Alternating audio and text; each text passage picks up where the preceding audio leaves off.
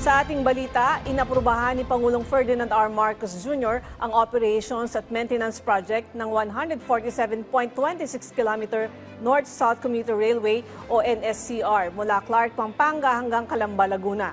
Sa ilalim ito ng Build Better More agenda. Pinagtibay ang desisyon sa ikalawang pulong ng Economic Development Council na pinangungunahan ni Pangulong Marcos. Ipatutupad ang proyekto sa pamamagitan ng Public-Private Partnership. Layunin ng O&M project na masiguro ang mabisa, maaasahan at sustainable na operasyon ng railway system na may 35 istasyon, kasama pa ang mga depot sa Clark, Valenzuela at Calamba.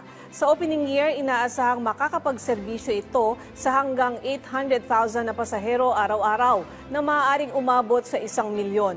May commuter service na may 51 train sets na kayang maserbisyohan ang 2,242 na pasahero bawat isa at limited express na may 7 train sets na kaya naman ang 386 na pasahero bawat isa.